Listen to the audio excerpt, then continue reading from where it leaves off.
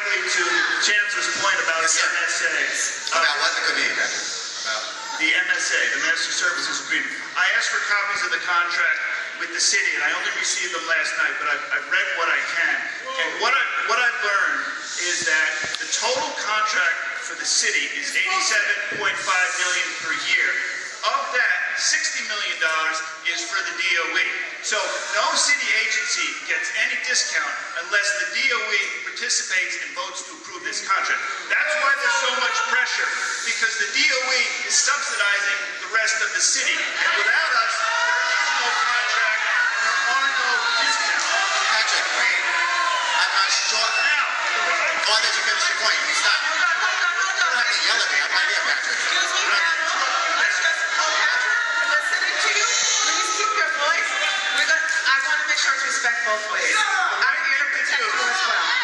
given that we are by far the largest consumer of telecom services, we should run a procurement. And if the rest of the city wants to join us, they can join us. Given that we were defrauded and Verizon played a role in that fraud. Thank you for your comments, Patrick. At this point, I'd like to go to vote of any of the proposal you put forward. Yes,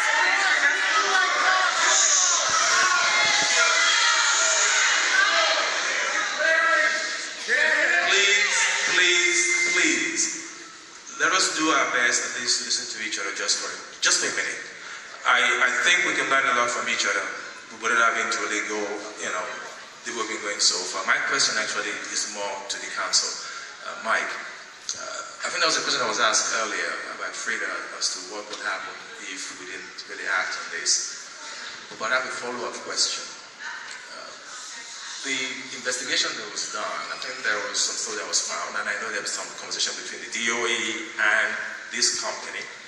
And I know there are some things which we really can discuss in public.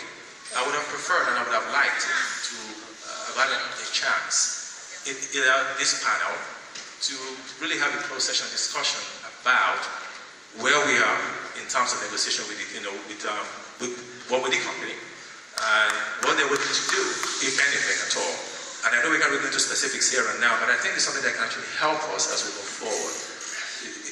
That's really the crux of the issue for most of us, I think. Clearly, there's a violation of the law here. We do know that.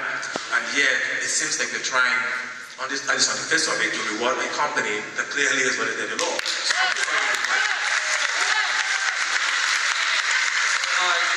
I'm happy to discuss with them. A few things. First off, on the sort of general question about where we are right now, Verizon has said publicly and to us that it wants to work out an agreement with us to return inappropriate profits it received as a result of the state.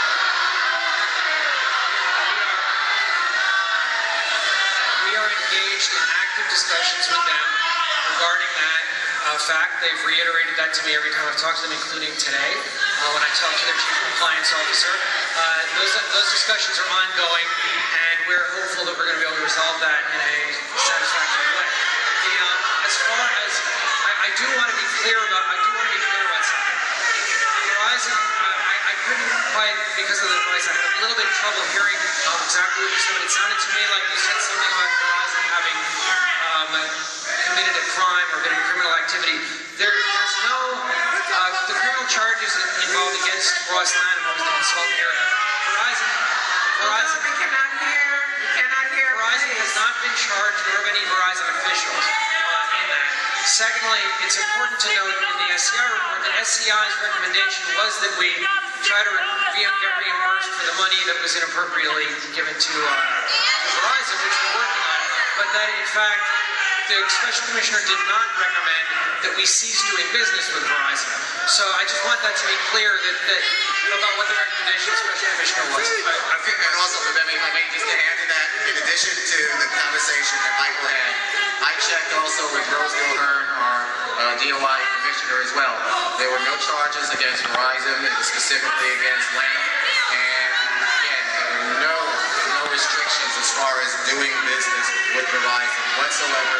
In the Condon report, which was confirmed by Rose Gilhern, our Commissioner of Department of Investigation.